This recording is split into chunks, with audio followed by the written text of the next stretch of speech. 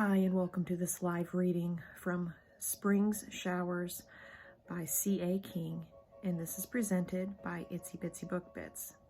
Prologue. Ambrosia, huh? Several letters in the neon sign blinked. Their hot pink color faded in and out. Whoever picked this latest location for their club had a terrible sense of humor. It was almost as if they wanted to be found, purposefully leaving a breadcrumb trail meant as a teaser and sparking more interest from the mortals than needed. Not all press was good. Exposure inevitably marked the end of the few faithful believers remaining. If worshippers saw their gods glowing in neon, their minds would be blown. There was absolutely nothing righteous remaining about immortals. Of course, it was arguable that there ever was. A sharp wind slapped him across the face, a reminder there were still a few deterrents in place, albeit indubitably set up as a form of entertainment as opposed to security. Even without the littering of telltale snowflakes thrown in, the culprit's presence was overwhelming. It was Jack who lay in wait, lurking with a mischievous smile somewhere just around the corner. Whenever that one scurried around like a rat, the weather could change at the drop of a hat, and usually did, no matter what the season. Eros zipped his leather jacket closed before taking any additional steps. Further booby traps weren't necessarily expected, but definitely weren't ruled out. A little otherworldly fun was worth the risk, though. His pace quickened as he passed through a set of horned iron gates. The moon's silver rays reflected off the sharp spiked tips lining the top of the fence.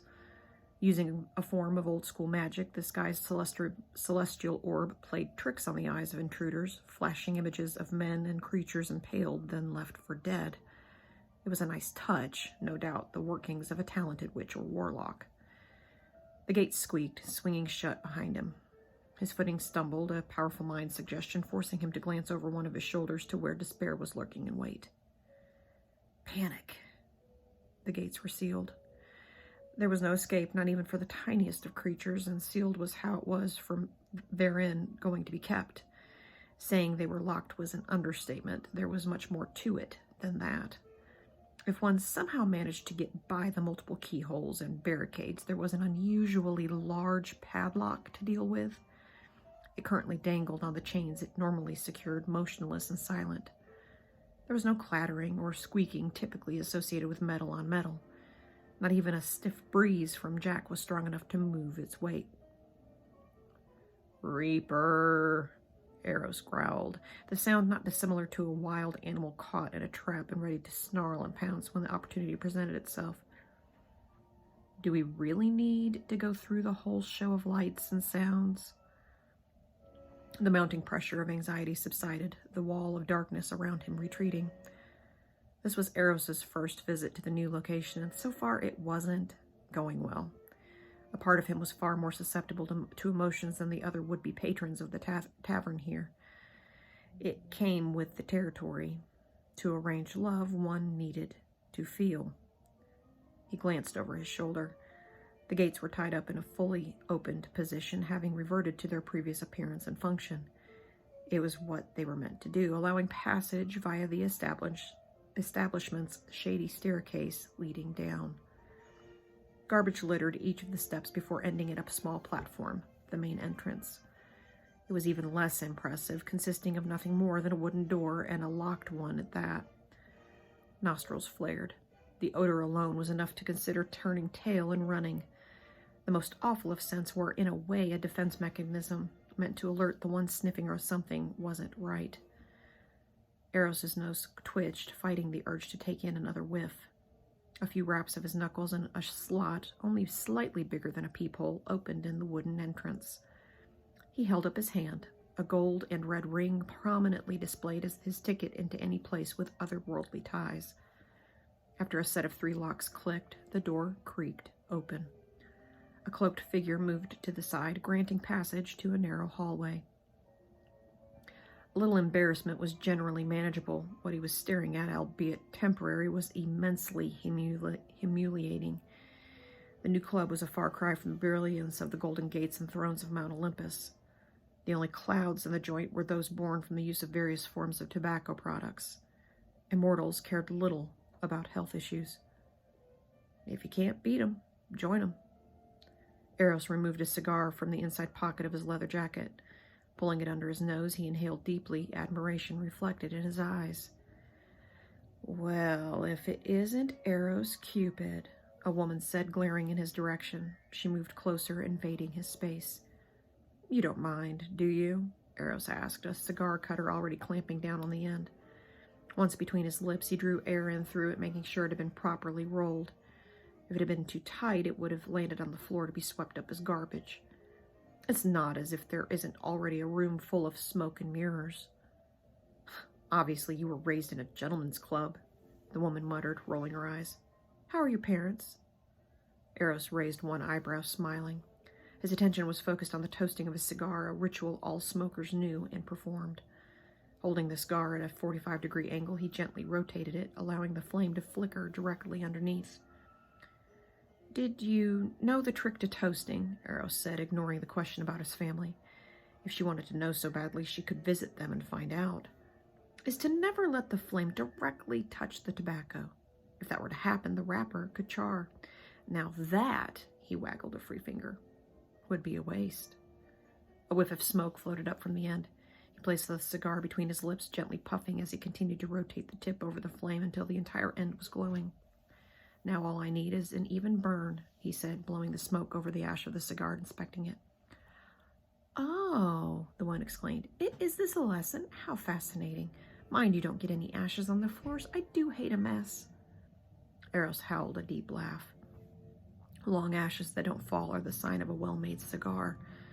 A true connoisseur enjoys flaunting such perfection. Only amateurs have a need to flick ashes like some cheap home-rolled cigarette. So sorry, the woman snapped, rolling her eyes. I suppose I haven't brushed up on the guide to properly smoking a cigar. Frankly, the habit never interested me. I find deeply inhaling smoke of any type rather brutish and unrefined. A fine cigar is never inhaled deeply, as you put it.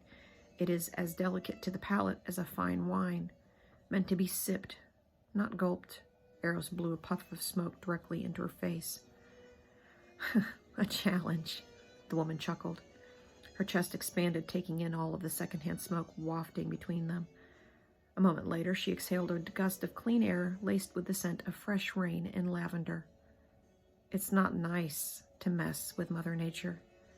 She returned the same condescending finger wagging he'd previously directed at her. I'll forgive you this time since you are so cute. With movements too weak to notice his cheek was in her clutches. Ow, Eros complained, trying to pull away. It wasn't possible. The pinch was locked in tightly. Okay, enough. Good boy, she chuckled.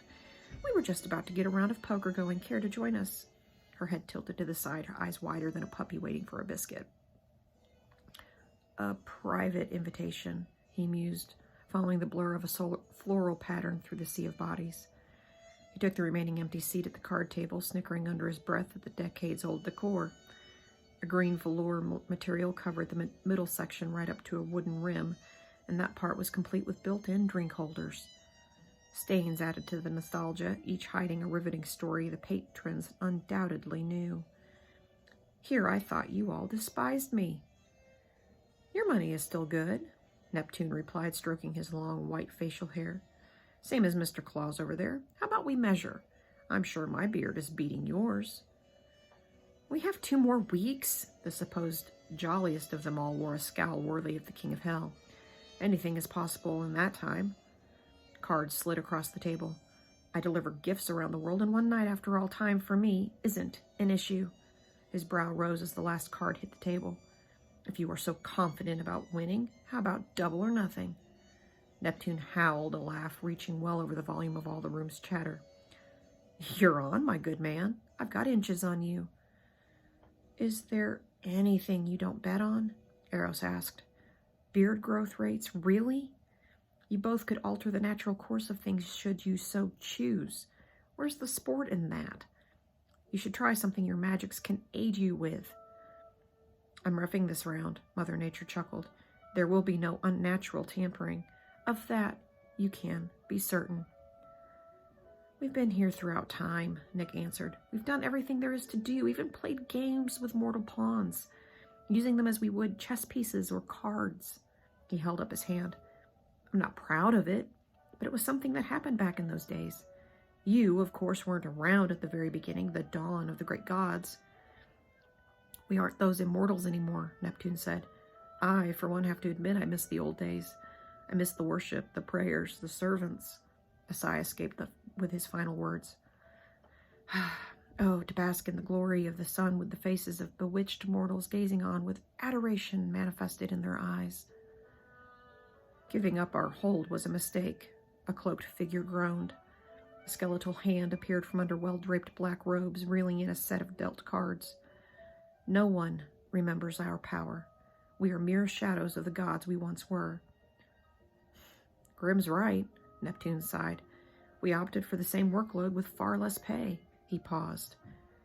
Except for you, Cupid, of course. You have a pretty nice setup going for yourself. How did you manage that? What does that mean? Eros asked, brow arching. He pulled his cigar from his mouth, resting it on the side of the cobalt blue ashtray. Don't get your nose stretched out of joint, Mother Nature replied, swatting the side of his arm. He was only stating the obvious. Which is? Eros's voice deepened to a gruff bark. Which is, Mother Nature held on to the S sound for a few seconds, the fact you have the easiest job of the lot of us, maybe even of any immortal. What? Eros exclaimed. Oh, she swatted at the air this time. Don't sound so surprised. Love isn't a difficult thing to manufacture. It happens all around us. You only need to keep up that appearance of yours for mortals. In this room, everyone knows the truth.